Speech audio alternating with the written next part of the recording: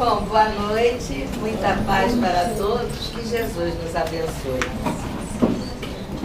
Nós fomos pegas assim de surpresa e como nós já fizemos esse assunto hoje, nós vamos repetir, porque senão já viu, né?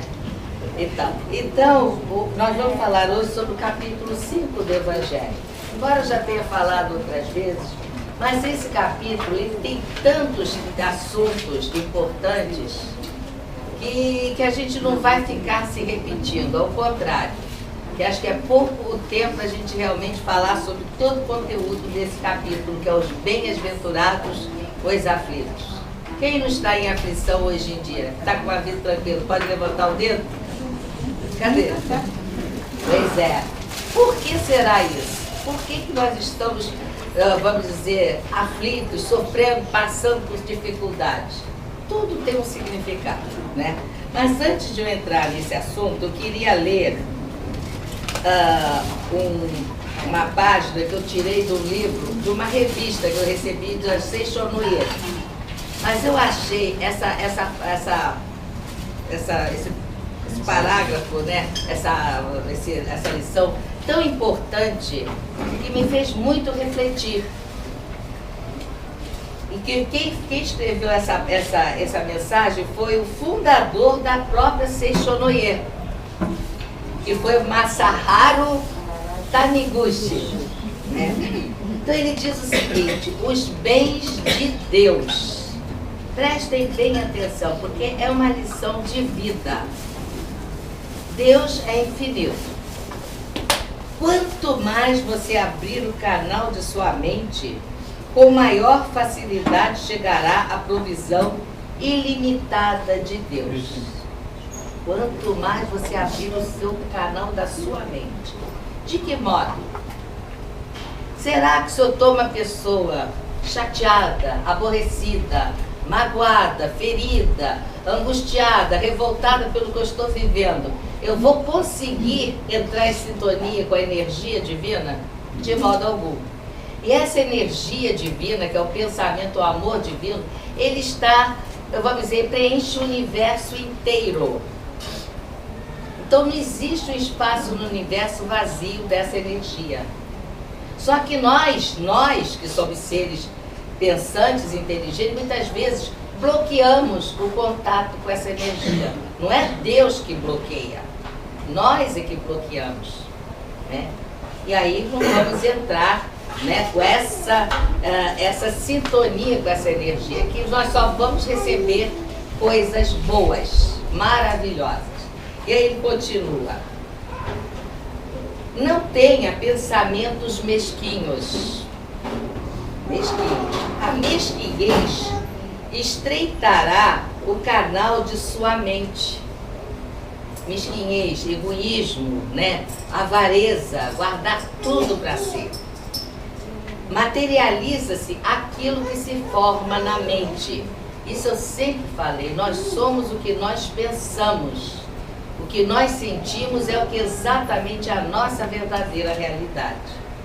Devemos considerar tanto a capacidade, a nossa inteligência, como o dinheiro, as coisas materiais que nós temos, que possuímos, como bens de Deus, confiados sob a nossa administração e não como propriedade nossa. Nada nós somos proprietários, nem o corpo. O corpo é a veste mais importante que nós temos, é uma máquina fantástica, mas mesmo assim ela é emprestada, porque vamos devolver para a natureza. Não tem como, né? Por isso, então a gente tem muito esse sentimento de posse, é o egoísmo, que ainda está muito forte em nós, né? Tanto é que basta só nós termos uma visão da nossa vida, né? Meu marido, meus filhos, minha casa, minha roupa, tudo meu. O certo seria o quê? É temporariamente, estou de posse, mas não é definitivo, é emprestado, que é a coisa mais difícil para os homens aprenderem, para o ser humano, né, aprenderem a se desprender. Quando soltamos o que possuímos, é que receberemos nova provisão. Lembra da prece Francisco de Assis? É dando que se recebe. E olha bem isso aqui que eu achei assim, isso que me chamou muito a atenção. O ar, esse ar que todos nós estamos aqui respirando, né? Que não estamos nem nos preocupamos com ele, porque ele existe, né? Como diz aqui, o ar existe em quantidade infinita. Mas se ficarmos apenas inspirando e não expirarmos, não poderemos receber a nova provisão de ar e acabaremos sufocados. É ou não é? O ar está aí. Ele não tem fim, porque é uma criação divina. Mas nós só valorizamos isso, nós nem temos consciência, geralmente, desse ar, dessa bênção que é receber o ar e poder inspirar e expirar, né? Porque se nós só expirarmos, o que vai acontecer? Prende o ar, vai sufocar, né? Olha bem, eu achei essa comparação fantástica. Quando soltamos o ar, parece que estamos perdendo, mas só assim receberemos a nova provisão de oxigênio, o que possibilita o metabolismo e a manutenção da nossa saúde. Porque é pela respiração que nós vamos oxigenando todas as células do nosso corpo. Mas nós exalamos o quê? Expiramos o quê? Gás carbônico, né? E aí eu fico muitas vezes, puxa, mas o ar está impregnado de gás carbônico, como é que a gente consegue? Isso só Deus é que sabe, essa coisa fantástica que é a vida, né, e tal. Aí ele continua aqui. Dando o que possuímos agora, é que recebemos a nova provisão. Esse mundo é mantido graças à circulação e ao metabolismo.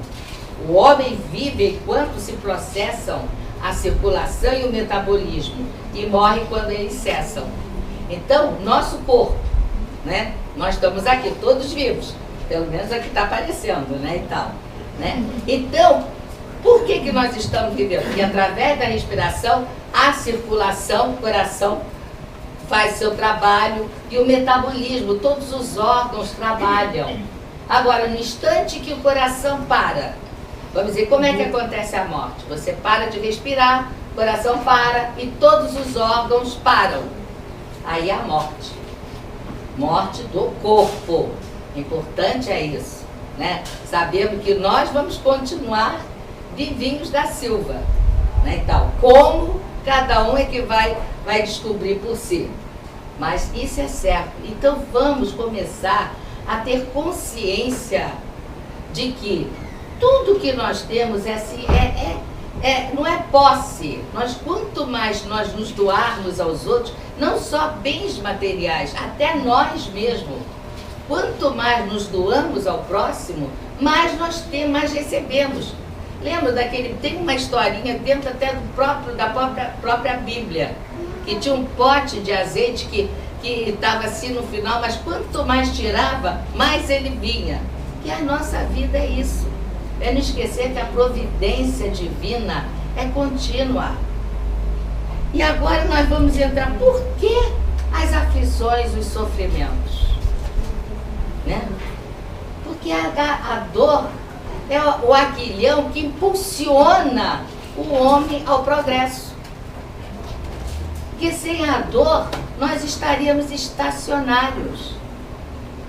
Nós não procuraríamos, né, melhorar cada vez mais. Porque essa que é a diferença nossa do ser humano para os animais. Os animais, todos os animais que nós conhecemos, só aqueles que já têm contato com os seres humanos, que aí eles começam a se modificar. Mas vai lá na natureza dos animais. Continuam os mesmos desde os princípios. O João de Barro continua fabricando sua casinha do mesmo jeito, como há milhares de anos atrás. Tudo permanece. Agora o homem. O homem continua a mesma coisa? É só olhar hoje em dia a nossa volta, as construções, a tecnologia, né? Que veio através do quê? Da inteligência do homem, procurando desenvolver cada vez mais. Agora, essas doenças que estão surgindo aí, todo mundo, todo lugar, é zika para cá, é zika para lá, e não sei mais o quê. Para que surgiu? Será que foi Deus que deu aquela calamidade, aquela praga, para castigar a humanidade? Não. Nada de Deus veio para nos castigar nem para nos punir. Ela vem para quê? Para impulsionar a inteligência do homem a buscar o método para resolver aquilo. Tanto é que nunca teve tanto cientista procurando, pesquisando para descobrir como destruir esse vírus. Então, até os vírus são benéficos. Se nós analisarmos bem, o que é um vírus? Olha, eu já procurei, vamos dizer, sabe, o vírus é o princípio espiritual que precisa de uma célula viva para poder sobreviver, né, e tal. Só que a origem do vírus, ninguém sabe me dizer. Eu procurei. Se alguém sabe aí, por favor, me diga. Que eu acho que o vírus é até criações nossas mesmo, nossos desequilíbrios, que nós somos co-criadores de Deus. Pode sair, eu estou chutando, gente. Não é coisa científica que tem que ser pesquisada. Mas o vírus, ninguém sabe a origem. Tanto é que você está lá bem, de repente cai doente, cai numa situação e tal, que o vírus te atacou. E por quê? Porque tem centenas de pessoas juntas, um só ou 10 pega e o outro não pega. Tem que ter uma explicação. E tudo tem, aliás. Só por isso é que vai ajudando o quê? A desenvolver a nossa inteligência. Tanto é que hoje, eu até falo mesmo, a tecnologia é uma coisa fantástica. Hoje você não está mais, que antigamente, se você estava na rua, precisava chegar em casa para se comunicar com alguém. Isso há pouco tempo atrás. Mas quando era criança, não tinha telefone, não tinha nada. Então ninguém conseguia se comunicar com ninguém, era só pelo correio mesmo, e olhe lá, né? E hoje, em pouco tempo, hoje não é só celular, agora cada vez vão evoluindo mais. Até que no outro dia eu estava lá consertando o meu celular, que o chip dele estava com defeito, e aí uma moça estava lá, você soube agora do novo, um iPhone, né? Que eu não sei mais o que e tal, ele está 5 mil. O rapaz, não, está muito mais do que isso. Dizem que o restos desses aparelhos, porque é o caso, é o troca-troca. Hoje eu tenho um, não, eu quero mais moderna, e vai. E aquilo vai sendo jogado. Diz que o lixo desse material está envolvendo o planeta Terra. Então são coisas assim que a gente tem que realmente... Por quê? Porque o homem está virando escravo. Escravo da tecnologia. A tecnologia veio ajudar a nós. Não veio nos prender. Lembram aqueles filmes que eles fazem, a guerra dos robôs, eles tomando conta da humanidade? Mas é o que está acontecendo. Não daquele modo deles terem inteligência, mas nós ficarmos prisioneiros dele. Então, por isso que a gente tem que ter o equilíbrio, saber. Tanto é que a maioria das pessoas hoje, ninguém fala. Mesmo no celular, é só o WhatsApp, digitando. Ninguém fala, ninguém escuta a voz do outro. O que é isso? É tão bom a gente escutar a voz do outro, né? É o troca-troca. Você até sente as vibrações do outro, mas não está acontecendo isso. Então, é algo para a gente refletir, né? Então, mas vamos ver aqui os bem-aventurados aflitos. Por que são? O que quer dizer bem-aventurados? Felizes. Como é que eu vou me sentir feliz sofrendo? Será que eu sou masoquista? Não, não é isso. Quando você entende a causa do sofrimento, aí você passa a entender o porquê daquilo. Você já não sofre sem entender. Você sabe. E nós é que somos os próprios, vamos dizer, artífices da nossa vida. A nossa vida é o resultado que nós mesmos fazemos. Vejam bem essas 3 partezinhas aqui que estão no Evangelho. Bem-aventurados que choram, porque serão consolados. Bem-aventurados os famintos e os sequiosos de justiça, pois que serão saciados. Bem-aventurados que sofrem perseguição pela justiça, pois é deles o reino dos céus. Bem-aventurados vós que sois pobres, porque vosso é o reino dos céus. Bem-aventurados vós que agora tendes fome, porque sereis saciados. Ditosos sois vós que agora chorais, porque rireis. Então é uma coisa assim, se a gente levasse sem o conhecimento do Espiritismo, que o Espiritismo nos passa, seria uma coisa assim absurda. É como se a gente dissesse, para que trabalhar? Desde quanto mais miserável for, mais bem-aventurado você no céu. Então é algo assim. Agora o terceiro então é pior ainda. Mas ai de vós ricos que tendes no mundo a vossa consolação. Mas ai de vós que estáis saciados, porque tereis fome. Ai de vós que agora rides, porque sereis constrangidos a gemer e a chorar. Então se a gente levasse isso ao pé da letra, sem conhecimento, sem ter aquele sentimento, em primeiro lugar, de Deus, né? Saber que Deus é perfeito, Deus é todo amor, é misericórdia. Nós temos que perder aquela visão antiga que está lá no Velho Testamento, que Deus pune, que Deus castiga e que Deus se vinga. Isso é que é o pior ainda, né? Vamos dizer, as cidades de Sodoma e Gomorra foram destruídas pela vingança de Deus, porque estavam desvirtuados totalmente da lei do amor. Então são coisas assim monstruosas. Então que passa, uma coisa assim que não tem nada a ver com esse Deus que é todo amor, que Jesus veio nos ensinar. A primeira revelação foi essa que foi trazida de Deus para os homens na época. Passar para Deus todos os nossos sentimentos inferiores. Qualquer calamidade, qualquer catástrofe, qualquer coisa que acontecia, vingança de Deus. Isso não tem nada a ver. Deus, que é todo amor, Ele sabe o que Ele criou. Sabe que cada um vai dar de acordo com a sua evolução. Eu hoje de manhã estava refletindo que nós sabemos que a Terra é um planeta hospital, escola, né?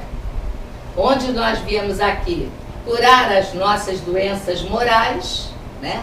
Através muitas vezes de expiações dolorosas e aprendizado. Então, se a gente for analisar, vamos imaginar isso uma imensa escola. E tem todos os níveis, desde lá a creche, né? Do bebezinhos, espíritos bem primitivos, aos espíritos mais elevados. Então cada um está no seu grau, no seu entendimento. E o que a gente vai fazer na escola? Aprender. E o nosso aprendizado é o quê? É uns com os outros. É esse que é o verdadeiro aprendizado. E o aprendizado lógico que o Espiritismo nos passa é a maior bênção que nós temos, né? E conforme nós vamos adquirindo novos conhecimentos, nós vamos passando degrau em degrau novas partes do nosso colégio. Um dia eu acho que muitos de nós podemos dizer que estamos numa faculdade, porque já temos todo o conhecimento que nós precisamos ter, que é o que a doutrina espírita nos passa. Ele, em primeiro lugar, nos explica o quê?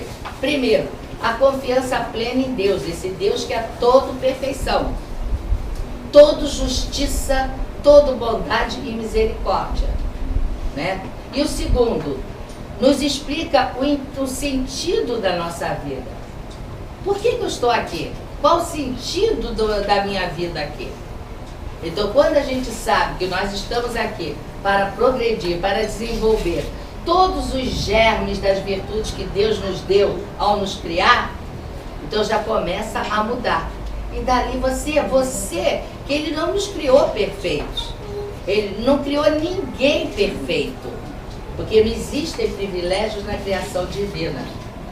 Então Ele nos deu, vamos dizer, cada um de nós é que é o próprio o seu próprio fazedor, vamos dizer o caso assim, faltou o termo mais certo. Então, sou o meu construtor, eu sou o resultado que eu me fiz nesses bilhões de anos que eu tenho de existência espiritualmente. Não é, então diz que é Emmanuel, André Luiz e Joana. A vida, vamos dizer, nós que estamos já no grau mais ou menos, a nossa existência como espíritos gira em torno de 2 bilhões e meio de anos. Né?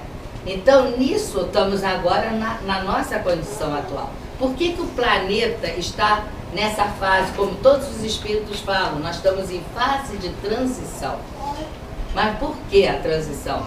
Diz que esse mundo de regeneração já começou a transformação no princípio, quando o lançamento do Livro dos Espíritos, que foi já, vamos dizer, a visão clara para toda a humanidade, que o Livro dos Espíritos não veio para ser parte de um grupo de religiosos, ele veio o quê? Ensinar a humanidade inteira, seja o tipo de religião que tiver. Então ali todos os questionamentos que nós temos na vida têm as respostas. Tudo é uma questão o quê? De procurar saber. E quando a gente não aceita, é rebelde, aí fica mais difícil, né? Então veja bem, esses três, quando a gente começa já dentro do Espiritismo a conhecer, a gente sabe esse último parágrafo que eu li. Ai de vós ricos, serão para o futuro os bem-aventurados, os que choram. Porque hoje, aqui quer dizer, não os ricos, porque se a gente generalizar, botar todos ricos, tem muitos ricos que trabalham pelo progresso, pela evolução da humanidade, que não usufruem só, vamos dizer, para eles, usam as suas riquezas para beneficiar uma multidão. Quantos e quantos empresários dão empregos a diversas famílias, né, e tal. Agora, o rico que esse que Jesus citou, é aquele que do Lázaro e o rico, aquele que o Lázaro era um pobre miserável que estava lá na frente da casa dele, todo cheio de chagas, e ele ficaria feliz de poder comer as migalhas que caíam da mesa do rico. Mas ele não tinha. E esse rico era indiferente com a miséria do outro. Aí, esse é o rico que Jesus está falando. Porque se fosse assim, se dizer todos os ricos não são terríveis, meu Deus do céu, cadê o trabalho? Quantos e quantos progridem e conseguem à custa do trabalho e não só beneficiar eles, como uma multidão. É isso que a gente tem que discernir bem para não acabar levando tudo assim radicalmente ao pé da letra. Jesus é o nosso mestre, é o nosso grande sábio, ele que é o governador do planeta. Então ele nunca ia falar uma coisa que não fosse a realidade.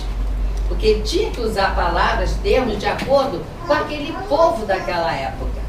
Imagine nós, há 2000 anos atrás. Como é que nós devíamos ser? Talvez nem tivéssemos condições de ouvir Jesus. Talvez passássemos ao largo dele, né, e tal. Então, Jesus precisava usar termos fortes para, vamos dizer, despertar as consciências das pessoas, né, e tal. Então, toda a justiça das aflições não acontece por acaso. Então, é por isso que o Espiritismo veio para justamente nos dar a resposta, o entendimento. Eu sofro nessa encarnação eu não fiz nada de errado. Procurei sempre agir certinho. Ah, por que eu sofro tanto? Vamos olhar lá para trás, as outras. Graças a Deus que existe o esquecimento. Graças a Deus. Porque tem uma vez um companheiro conhecido, quando ele teve uma revelação dele, de uma vida passada, ele foi cardeal e da Inquisição, o crime monstruoso que ele cometeu, ele ficou tão arrasado, tão para baixo, que em 3 meses o próprio fígado teve rejeição e acabou morrendo. Gente, é tal caso que, como eu me lembrei também, há muitos anos atrás, eu ia na Santa Casa de Misericórdia fazer tratamento de tireoide, conheci uma senhora lá. muito alegre, risonha, brincalhona, né, e tal. Mas ela sofria, não sei o nome da doença, é uma que vai destruindo as juntas. Ela tinha dores terríveis, ela ia lá para fazer a aplicação de cortisona e tal. Então, aí eu no final, que eu estava no início do espiritismo, quando a gente entra no espiritismo, a gente quer atrair todo mundo para o espiritismo, né, e tal. Aquela loucura, né? Aí eu falei, olha, a senhora conhece o espiritismo? Que eu falei assim, com a intenção de que ela entendesse o porquê que ela estava passando por aquilo. Ela se vira, minha filha, você pensa que eu sou assim alegre e feliz? Por quê? É graças ao espiritismo. Eu até fundei um centro espírita por causa disso e tal. Então aí ela começou a dizer que ela teve uma fase que ela estava com tantas dores no corpo que ela já não aguentava, ela se vira assim. Sabe quando a gente está com muita dor, a gente fica revoltada? Aí se vira, meu Deus, o que eu fiz para merecer tanta dor? Né?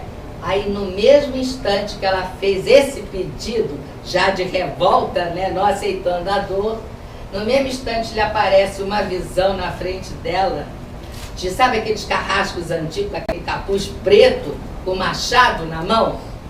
Que ela viu aquilo, digo, meu Deus, se eu fui isso, obrigada, meu Deus, que é pouco que eu estou merecendo, que eu estou passando. Mas é essa a nossa realidade. Se a gente tivesse condições de olhar o nosso passado, pelo amor de Deus, é melhor esquecê-lo. Por isso que o esquecimento, Deus é perfeito, até nisso. Ele se preocupou em nos ajudar, né, e tal.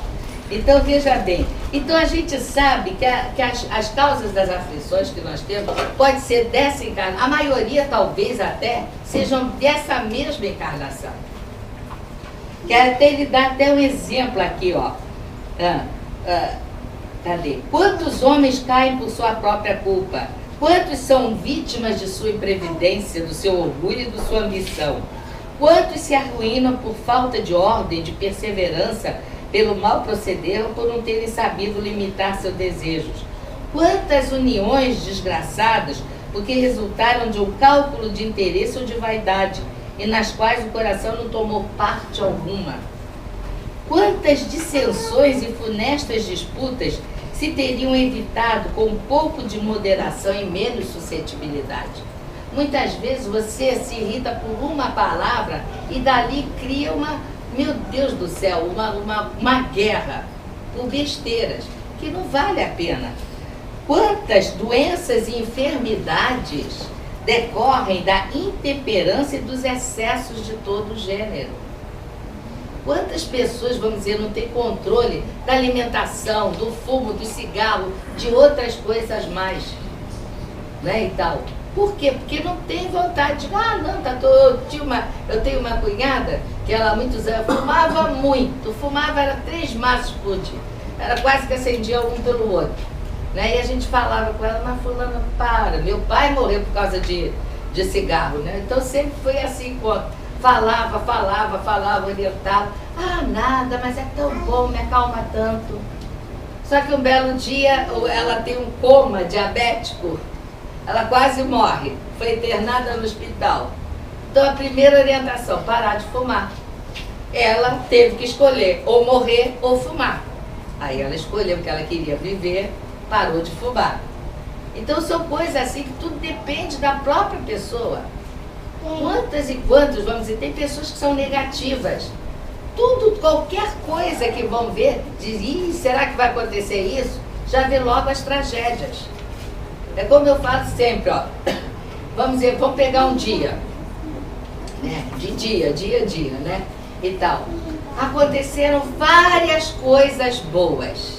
Em primeiro lugar, nós acordamos, né? Abrimos os olhos de manhã, continuamos no nosso dia. E o certo seria acordarmos e agradecermos a Deus por estarmos aqui, tá? Mas a maioria esquece, que vai logo correndo atrás dos afazeres e tal, né? Depois, no meio do dia, acontece uma coisa chata, algo que te perturbou. o resto do dia, ou aquele detalhezinho, qual que vai ficar na tua mente?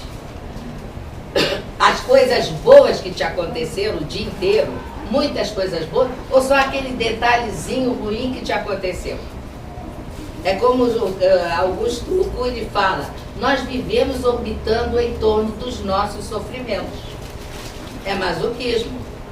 Porque ninguém parou para pensar, puxa, eu estou bem, estou saudável, tanta gente doente, eu estou isso, estou aquilo, ver coisas boas, tenho uma família boa, e tantos detalhes que só cada um pode falar, né? Mas a gente vai ficar presa àquele mal, aquele detalhezinho, que é uma peça só. É como a mesma coisa, vamos pegar o nosso corpo. O meu dedo mindinho está doendo, está lá, uma artrose, qualquer coisa assim. Só que o dedo mindinho é uma peça mínima do meu pé. Tem o resto dos órgãos todos funcionando maravilhosamente bem. Qual que vai ficar na minha mente? Os outros órgãos que estão funcionando bem? Ou aquele dedinho que está me incomodando? E a gente vai como que injetando energia naquele dedinho para piorar cada vez mais. Então é isso, nós somos masoquistas, a verdade é essa, gostamos de sofrer. Eu acho que o dia tem pessoas assim, quando vê que o dia está muito tranquilo, vai acontecer alguma coisa errada, não estou gostando dessa calmaria. Olha só, então é muita negatividade, a gente tem que melhorar isso. Isso tudo é falta da confiança da justiça divina. Se a gente começasse a analisar, refletir mais, porque de todo mundo aqui, eu sempre falo, todo mundo aqui, se eu perguntar, todos acreditam em Deus? Todo mundo vai levantar o dedo, eu creio. Será que a gente crê com fé, com confiança? Se estivesse aqui, de repente desabasse um temporal, destruísse tudo, a gente continuaria com essa fé? Então a nossa fé ainda tem que ser trabalhada, exercitada continuamente, para ela se fortalecer em nós. Então isso é uma questão, porque ninguém nasceu com fé. A fé é uma virtude adquirida. É através do conhecimento, do estudo, da reflexão. Cada vez conforme você vai analisando, tendo a certeza desse Deus, é só olhar para o universo, essa perfeição, tudo em harmonia, você vai fortalecer. Então pode cair o mundo a teu redor, que você vai se manter tranquilo. Isso é que é uma fé inabalável. Jesus, em algum momento, perdeu a sua fé? Olha que ele só deu amor. Ele alguma vez, quando ele foi injustiçado, fizeram aquela carnificina com ele, ele que só deu amor. Mas ele não se inalterou. Como eu falei da outra vez, ele nem precisou perdoar porque ele não se ofendeu por nada. Ele já estava no grau de inofendível. Ele não precisava, porque nós precisamos perdoar, por quê? Porque nós nos ofendemos. Nos irritamos quando alguém faz alguma coisa errada com a gente. Então precisamos aprender a perdoar. Mas Jesus não. Jesus já tinha atingido esse grau tão elevado, e um dia nós também vamos ser assim, inofendíveis. Não sei quantos séculos, milênios ou milhões de anos vão passar, mas nós vamos ser. Isso tudo é uma questão de tempo, né, e tal. Então aqui, ó, depois continua. Quantos pais são infelizes com seus filhos porque não lhes combateram desde o princípio as más tendências? A criança, ela tem que se passar, se educar desde lá, vamos dizer, desde o ventre. Porque no ventre, já aquele bebê já começa a receber tudo aquilo que a mãe, porque no momento da gestação, o feto com a mãe estão mente a mente interligados. André Luiz diz que é eletropsicomagneticamente ligados. Então, o que a mãe sente, a criança sente. Tanto é que está até porque é um espírito que está lá reencarnando. Então, muitas vezes, tem gravidez assim, que são difíceis e dolorosas, porque o espírito lá é difícil. Ele está, então, há uma simbiose entre os dois muito grande. Então, desde aí, a mãe já tem que começar já a trabalhar, primeiro com a sua própria educação. Quando eu vejo aí as mães, na época da gravidez, todas agitadas e tal, aí a criança nasce agitada, nervosa e tal, aí a culpa é de quem? Da própria mãe. Tanto é que os primeiros 7, 8 anos da criança é a fase que ela está totalmente dependente, aonde a mãe tem condições, os pais, né? Porque não é só responsabilidade da mãe, tem condições de limitar, educar aquela criança. Vir até trabalhar com as suas tendências negativas, porque muitas vezes as crianças já trazem as tendências dela negativas. E se não trabalhar esses primeiros 7, 8 anos, depois disso, a única coisa que se pode dar é amor. Amor, respeito e procurar ajudar. Porque aí a personalidade dele verdadeira, de outras encarnações, já vai estar assumida. Então as tendências negativas que ele traz de bagagem vão estar lá com ele. E aí não adianta chorar. Tudo é uma questão o quê? De como que nós... Tudo isso é aprendizado. Não é, vamos dizer, nós não estamos chutando. Se é só estudar um pouco de psicologia, que você vai entender. Tem um livro que eu adoro esse livro, Um Desafio Chamado Família, de Jaonin, não me lembro, o nome dele é Nazareno, o nome é assim, né? Ele é lá de Belo Horizonte. Então ele fez um estudo profundo sobre a família, sobre a educação. Então vale a pena, um livro excelente. E nós que todos os pais, antes de serem pais, deviam até ler esse livro. É um rapaz jovem, mas ele trouxe muita cultura. Né? Então a gente precisa aprender, saber como lidar com as pessoas. Eu sei que eu estou vivendo um processo desse na minha família. A criança nunca teve limite desde pequeno, agora que está com 12 anos, que assumiu a sua verdadeira personalidade, o que vai fazer? Não tem nada para fazer. Ao contrário, tem que rezar muito, procurar levar a evangelização. É só isso que vai ajudar, e ele mesmo vai começar. Outro fato importante, muitas vezes eu tenho defeitos. Foi a criação que meus pais me deram. Vou colocar a culpa a vida inteira nos meus pais, por falta deles não terem feito. Eles deram o que eles tiveram condições de dar. Agora, eu, conforme eu vou trabalhando com conhecimento, eu tenho condições de me melhorar. Aquilo que eu achei errado, não vou procurar me corrigir. Tudo é uma questão o quê? De conhecimento, de esclarecimento. Então, é isso que a gente tem que ver. As bem-aventuranças, todas são o quê? Mostrando que todos nós que estamos sofrendo, estamos tendo a oportunidade de nos quitarmos dos erros cometidos. É como imaginemos que nós temos uma dívida imensa. Eu peguei uma fortuna emprestada, vamos dizer, $1 milhão. Agora que o dólar está na alta, né, e tal, né? E eu não tenho como pagar. Para pagar aquela dívida, vou levar uns não sei quantos anos para conseguir pagar aquela dívida. Mas o meu credor, né, ele chega para mim e diz assim, olha, eu tenho um serviço para ser feito. É difícil, é duro. Mas se você conseguir realizar, eu cancelo toda a tua dívida fica quitada. Ele vai pensar 2 vezes? Digo, não, vou meter a cara e a coragem e vou tentar. E vai e consegue. É a nossa vida, que a nossa vida nós mesmos escolhemos. Quando estávamos lá no plano espiritual, antes de reencarnarmos, nós falamos, não, eu acho que se eu fizer isso, eu vou ter mais chance de melhorar, de progredir. Porque ali a visão é bem mais tranquila do lado de lá, né? Mas quando chega aqui, é só pegarmos o livro Os Mensageiros e lermos os médiuns que fracassaram, que assumiram diversos compromissos no plano espiritual, quando vieram para cá, se deixaram envolver pelas coisas e tal. Ah, deixa para lá. E acabaram fracassando, perderam praticamente uma encarnação inteira. Então não vamos perder a nossa encarnação. Quanto mais a gente reclama, aquilo que nós estamos passando, pior fica.